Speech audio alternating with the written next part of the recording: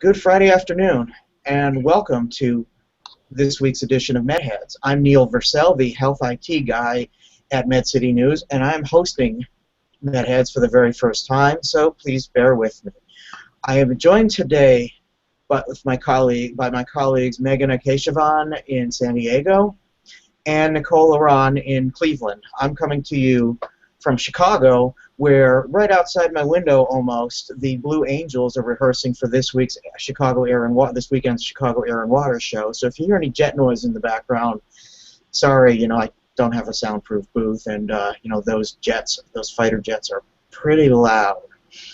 So anyway, it's been an interesting week in the world of, well, what we cover, the business of medicine and healthcare, but I think the most interesting stories probably are coming from things that Meghana wrote this week. So I'm going to start with her. We have something called CRISPR, which I am unfamiliar with. It's something to do with DNA editing, and I think the story is about that there is a company called Editas Medicine that raised $120 million this week. Is that correct? Yep. And so what is CRISPR, first of all? Well, CRISPR, as you said, it's a way to kind of cut apart pieces of DNA and then insert new pieces of DNA in its place. Mm-hmm. So you can, in essence, the biggest implications they're saying here right now are just for, say, rare genetic diseases. You can, in a person, take out their genes that carry that, mutation that may cause something terrible to happen because the proteins will just come out weird, and then in its place just put it. You can actually remove the gene from a living human being. I mean, basically, In theory, wow. So that is, and this has a lot of implications in vitro also. Like you can potentially Sorry, I'm not speaking properly. There are a lot of ethical issues around CRISPR because what you could do potentially is take, an embryo or a fetus not a fetus, but an egg, a fertilized egg, and you can change the DNA of it. You can create whatever you want in it if you want. Super babies. You potentially could do that. So those are the ethical concerns around it, But they're being overshadowed by the therapeutic benefits that can come out of it too. I spoke with a venture capitalist a couple weeks ago about CRISPR and its use in AIDS therapy and how you can alter the genes so that the proteins on the outside won't respond to the DNA of the HIV virus, and that way you can sort of confer. So some people have a natural resistance to HIV, so through CRISPR you can confer resistance potentially, or through a gene editing anyway. So there's a lot of promise, and it's very new. The first patents were filed last year for CRISPR, even earlier this year, people were more cynical about its implications, and now with this Editas fundraise of $120 million, that's a lot of money and a lot of faith that you're putting into a technology. Well, is it a lot of money in the world of genetics? When I don't know this field very well, but I'm used to hearing things being in the billions. It's definitely a very big Series B round. Okay. For sure. You don't see too many that are about that size. I mean, it's not rare, but for CRISPR technology, which is right on the cusp, blowing up, I think, right now, it's the biggest fundraise by far. Like, other companies in the space are maxing out around $20 million. There are overall 7 companies that are in the CRISPR or gene editing world. So the Editas is doing it. It's just, it's saying shut up to the skeptics, and it's saying that there's real therapeutic potential here, which is really cool. Because, all kinds of people are heralding this as like the next big thing in genetic medicine. Google Ventures is behind this kind of thing. With Editas investment, Bill Gates was one of the main investors here, including and as were a lot of really top venture capital firms. So it's a big deal. It's a big deal. That's what I have to say about CRISPR right now. Well, speaking of Google, as everybody knows, Google announced a big corporate reorganization this week. They're going to be under an umbrella called Alphabet, and one of the things that they also announced this week is dealing with continuous glucose monitors in a partnership with Dexcom. Yeah. And tell us a little bit about what that's all about, and does this signal Google's return to healthcare? Oh yes, absolutely. Under the reorganization of Alphabet, they basically put this, claim out saying that healthcare is one of their top priorities. So it's really interesting that with this Because Dexcom. they, remember they had the Google Health thing a Oh few yeah, years ago that that failed spectacularly, but this is getting into actual treatment and not just management of data. exactly. And it's not even about data. I mean, it is about data in this Mhm. Dexcom deal, but it's also about just the electronic hardware that Google offers, as opposed to what a small diabetes company can do by themselves. But what's kind of cool is that this news of Google teaming up with Dexcom came right on the heels of this Alphabet announcement. And I spoke with someone at Dexcom, one of their senior vice presidents, and he was saying how he didn't know about the reorganization, that this was news to him, and Wow. sort of made the decision to make that announcement public the night before. So he was scrambling too. He was like, I didn't know the day before that we were even going to announce this, but we did because it's in tandem with this this Google deal. Mhm. And the cool thing about Dexcom, so what it's going to do is miniaturize diabetes sensors. So they have these what they're going to create are these little Band-Aid sized strips that you'll put on your arm for a week or 10 days or something like that, and it'll stick in you a little bit, so it'll sense your blood. And at all hours of the day, it'll tell you what your blood sugar readings are. Continuous glucose. Yeah, and that kind of crosses over into my beat just a little bit. Yes. Oh, it absolutely does, I think actually. with the health IT, because the data, probably will be sent wirelessly to a smartphone or to a base Wi-Fi station in the home or something of that sort, and then probably get uploaded to the medical record, sent to alerts to nurses who might be managing your diabetes, and if your blood sugar is out of whack, you might get a call or a text or some other kind of reminder to take some insulin or to eat something or whatever diabetics do to manage their conditions.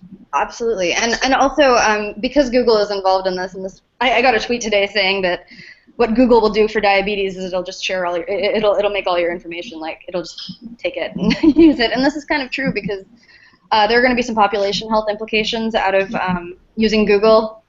Also might be, yes, a little bit. Population health, yeah. Yeah. Yeah. Cool. So there's that, and it's just, Dexcom, it's a San Diego company. It's just got a lot of interesting partnerships in place to create a next generation continuous glucose monitor. Because right now they're really used by type 1 diabetics, which is a small population that really does need the hour by hour, minute to minute information about their blood sugar.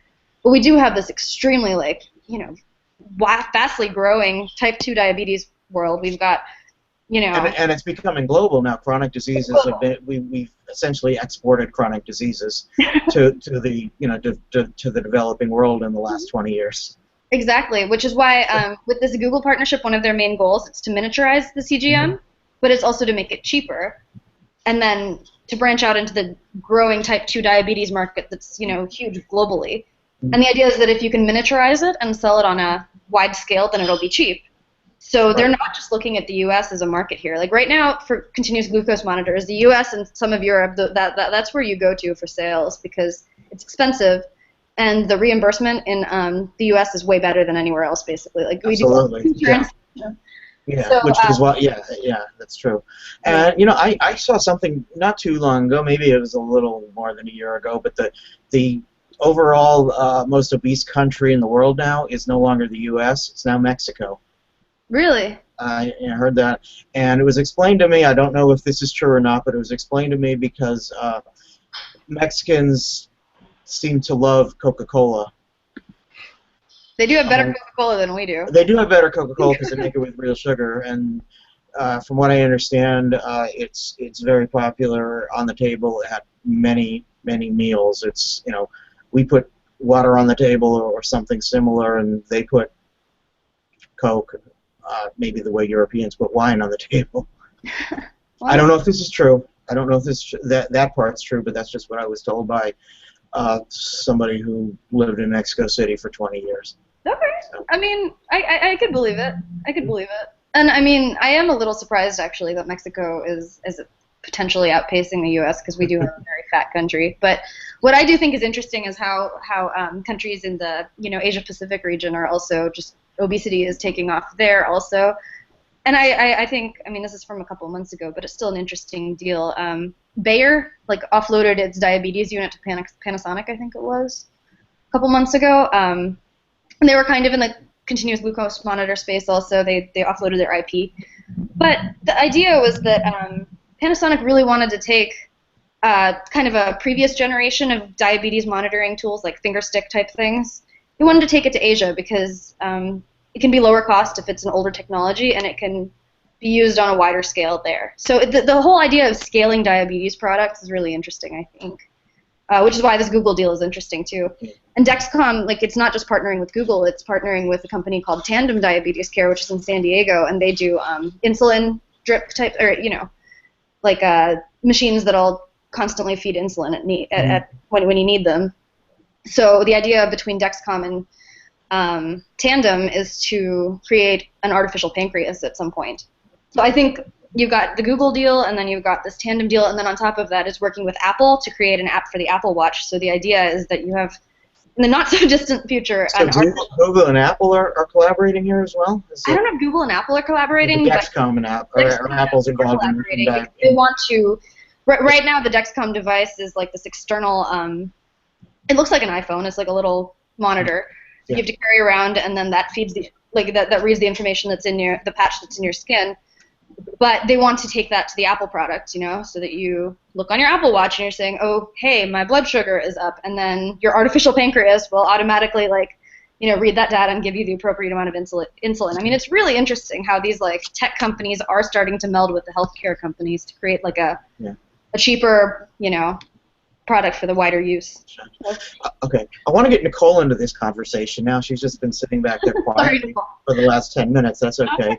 But then I also started thinking, our most popular story of the last couple of weeks has been one that I wrote with a patient who was able to get in and out of the hospital much faster because of a heart arrhythmia.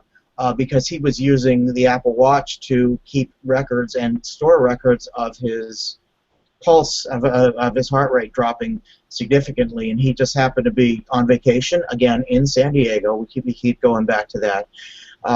Went into a Scripps hospital, went into a Scripps hospital, had a pacemaker implanted, without having to take a monitor home and, you know, stay in San Diego for another week or get on the plane knowing that he had this heart condition, and, you know, who knows what might have happened on his flight all the way back to the East Coast. So anyway, that was our most popular story. It's been our most popular story for a couple of weeks now. That actually, I found out about that from a tweet by Eric Topol, and well, Meghana, you just wrote a story based on a tweet by Eric Topol. Yeah, I love his Twitter feed. It's just put it up this afternoon. So, and you talked to him as well. So that's about screening for screening of carriers of potential genetic traits, right? Yeah. Yeah. Are we talking about that now? Yeah, let's talk about that for a moment. Yeah, so it was actually kind of interesting because earlier this week I wrote a story about carrier screening with a company called Council, which is in the Bay Area. And what they're doing is they're trying to make carrier screening mainstream. And what that is that, you know, it's testing women and men in advance of having a child on whether they're a carrier for a rare genetic disease.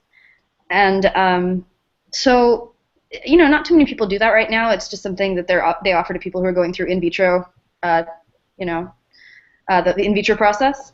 But what Eric Topol argues, along with many other people, including these, you know, companies, obviously, is that there's a real, you know, there's a real use for offering women as part of the whole women's health package to do a genetic test and see if they're a carrier for something like cystic fibrosis or Tay-Sachs disease or any other number of, like, you know, genetic diseases that we know about. Because there's a lot that we know about right now, you know. It's just that it's not being put into action yet because it's still expensive. But, you know, genomic screening costs are coming down now. Like, they really are. And so with that, you can mainstream some of these things that could prevent, you know, pretty devastating diseases from springing up in the first place, which is an alternate approach to something like CRISPR, which just changes them in the in the womb or whatever, right? But, you know, I buy into it, and I spoke with Eric Topol today about that because he just posted on Twitter that he learned through he got his whole genome sequenced through Illumina. and learned that he's the carrier for two very complicated sounding diseases. I think one's called like heterochromia or something like that. Anyway, hemochromatosis is one of them. And then, anyway, the two complicated names. Yeah. But he found out that he's a carrier for them, and he was like, thank God my children don't have them. You know, I'm glad my wife wasn't a carrier. But the thing is that if his wife were a carrier, he could very well have had children with very terrible diseases because he's got the genes for it. And so this fits into his whole idea that we do have this power, like I said, to prevent disease, and it's through screening. So yeah, and he talked about that in his book, which I actually read. The Patient Will See You Now. He had a whole chapter about Angelina Jolie finding out that she was 90% certain that she was going to develop breast cancer, 80 to 90% certain, and then she went ahead and had the prophylactic double mastectomy. Mm-hmm. So yeah, actually, during our conversation today, he brought up that Angelina Jolie example and how carrier screening could really benefit from having a celebrity who would endorse it and just prove its value.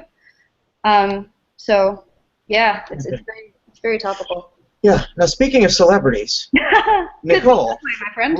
Here we go. We had a story this week that you did that involved Kim Kardashian. But no, we're not going to get into any trashy tabloid kind of stuff right now. She's all class. She's absolutely all class, right? Exactly. She posted on a whole bunch of social media outlets how a certain pill that she was taking helped her morning sickness, and now all of a sudden the drug company that makes the pill is possibly in trouble with the FDA. Yeah, so, and I'm not exactly positive how to pronounce the name of the pharmaceutical company. I think it's Duchenne was my best guess, so my best guess. Yeah, I mean, yeah. So basically, yeah, that's what she did. She really, and they actually, had a deal actually put together where she was going to be promoting this drug. So there was some contractual, So she was actually getting paid to do this. I think. From my understanding, I think it was that she was promoting it, and then the deal came after that because they realized that she was so, she really was getting positive effects from the product.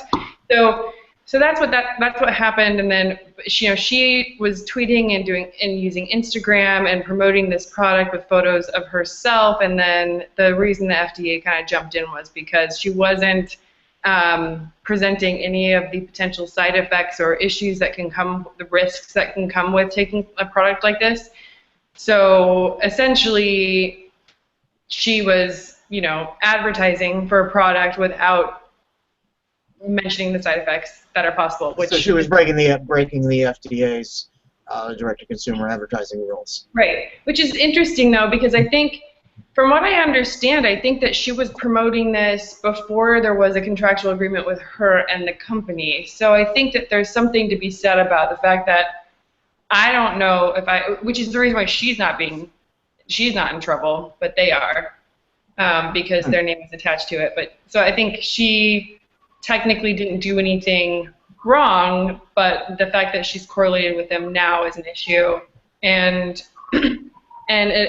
so the FDA sent them, the company, a warning and basically saying that they need to, make a statement about this and kind of address the issue. And I think that they've done that at this point. So it seems like it's not an issue anymore. But it's just a fascinating thing to think about what celebrities can and cannot talk about, how what they say can be marketing even if they don't intend it to be, and how there are fine lines with that, and they have to, their management and everyone who's kind of representing them has to be aware of that too, potential consequences of that kind of thing. That is absolutely fascinating. I mean, if you or I tweeted about some treatment or some drug that helped with whatever condition we might have, it'd probably be no big deal. But since she has millions of followers and she's so well known, it's an instant ad campaign. Yeah. So celebrities aren't like the rest of us. No. Yeah, that's true. And the reason I thought it was interesting, I mean, there are a couple of things. a couple months ago I wrote about a new bill that's being put through the House from the Missouri congressman. His name's Billy Long, and it's a bill that's meant to help the FDA ease up, actually, on social media practices when it comes to marketing drugs.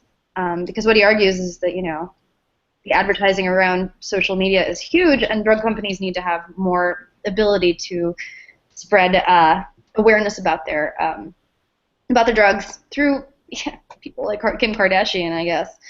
And he actually said in a release, I'm going to read a quote, "It's now the norm to go online, whether on social media or other online platforms, and find needed information on just about anything. This bill would simply push the FDA to update its regulatory approach to communications to keep up with today's technology."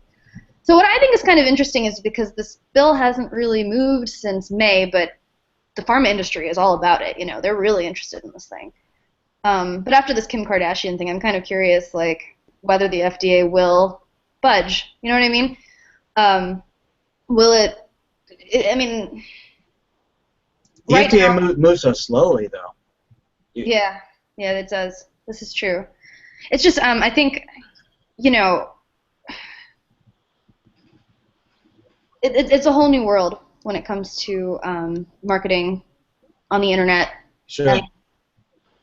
And social media and things like social media, like with Twitter, you have 140 characters to advertise your drug, but that's not enough information to tell you about the counterindications and things like that. No, it's not. Where But you draw the line on what celebrity is and when it becomes an issue. I think that's a bigger. That's kind of an interesting thing. Where's the fine line between when what you say on social media has an effect big enough to require more examination in that respect, and when does it not matter?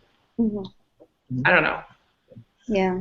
I don't know what the happy medium is.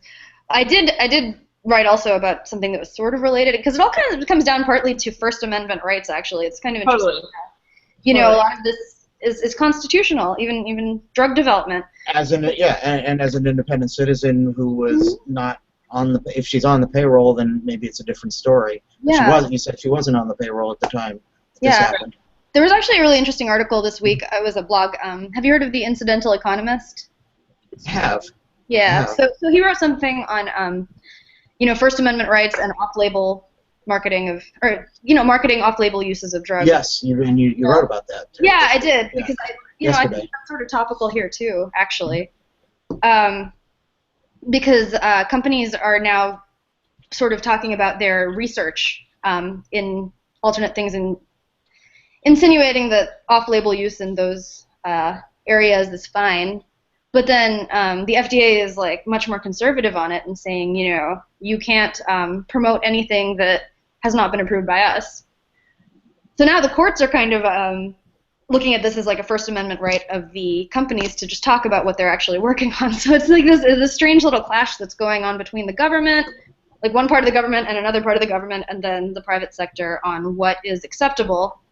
And that's why, again, I just think that this Kim Kardashian thing is crazy interesting. It just brings to light all of these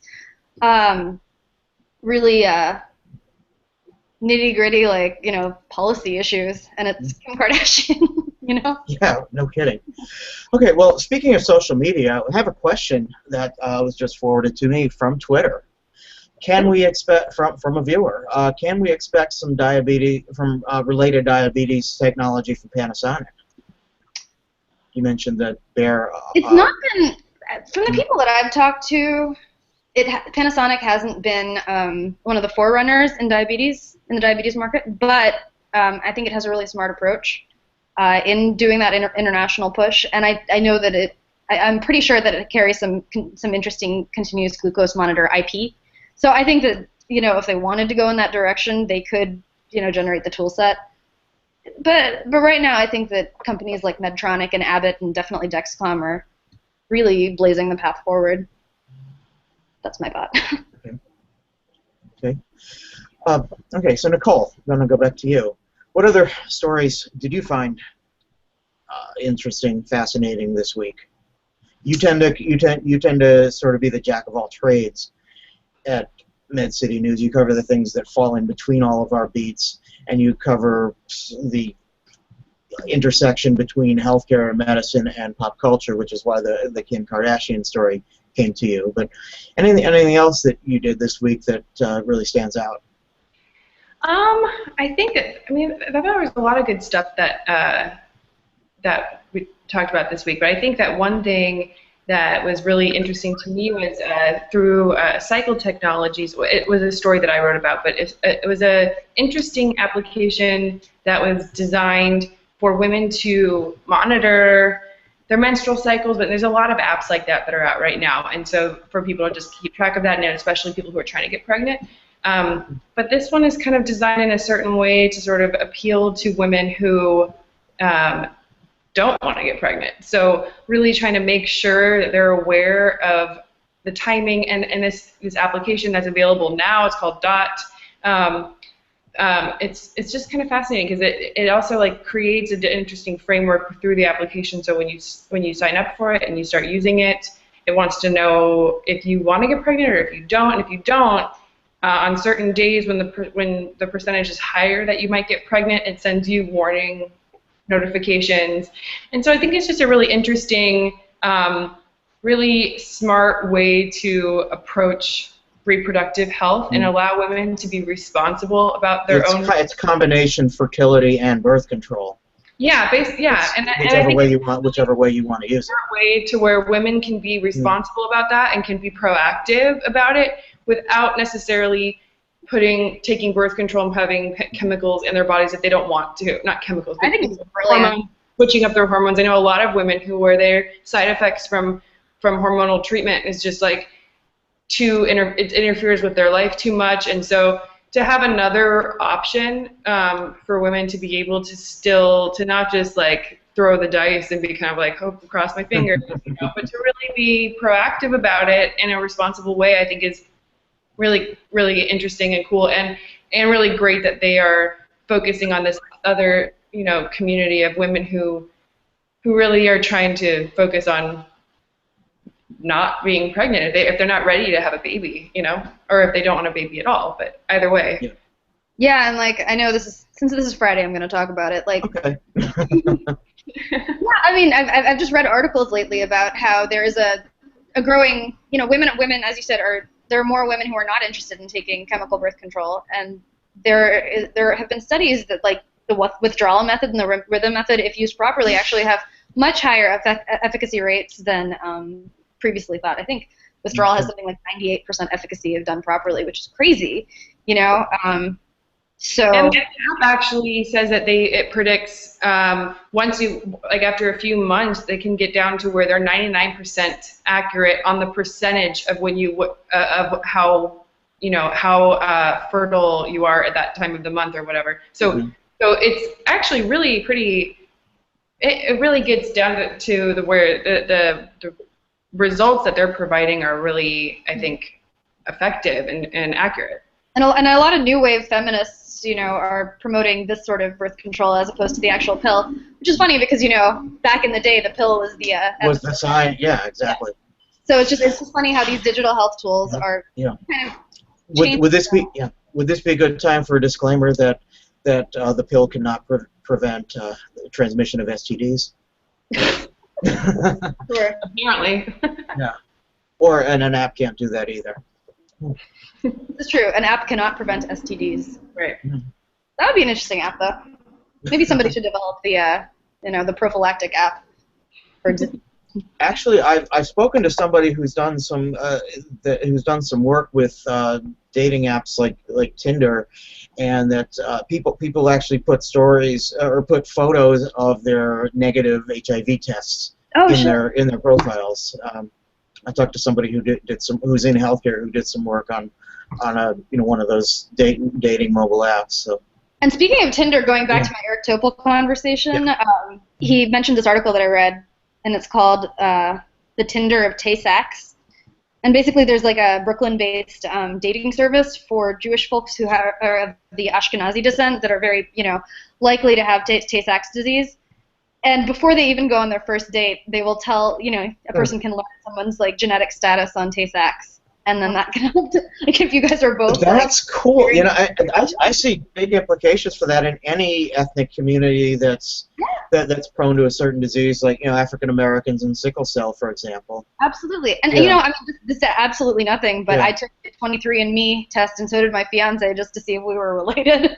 Not that we had anything related, but I was like, I want to know if we have kids, if we'll have like, rare disease or something like that. And now I am a lot more educated in this, and I personally will do carrier screening, and I absolutely advocate for these, Tinder, Tay-Sachs type things for population that might have sickle cell or something. So yeah. Okay, and I should note that you're getting married in the next month, aren't you? No, it's in October. Oh, it's not till October. Okay. But If you're taking, what's that? I'm going. Yeah. Ooh, awesome. Everyone's invited. It'll be big, but maybe not all of our MedCity viewers. That might be too many people. So Probably. We'll have to MedHead your wedding. Periscope, Meerkat. I think we're gonna do that for my grandparents in India, actually. But Oh, all right. yes, I think we're still live and we're past our. Well, time. we're supposed to end. We're supposed to end at the half hour, but we were allowed to go 5 to 10 minutes over if we want to. So we can wrap up right now. We've had a good discussion here. I don't think I've completely screwed up my first hosting gig on MedHeads. I think I've done okay, but I imagine that either Chris or Stephanie will be back in this seat next week. For Meghana Keshavan in San Diego, Nicole Oran in Cleveland, I'm Neil Versel in Chicago. We've been talking MedHeads for the last 33 minutes. Thank you for joining us, and have a great weekend. Bye. Bye.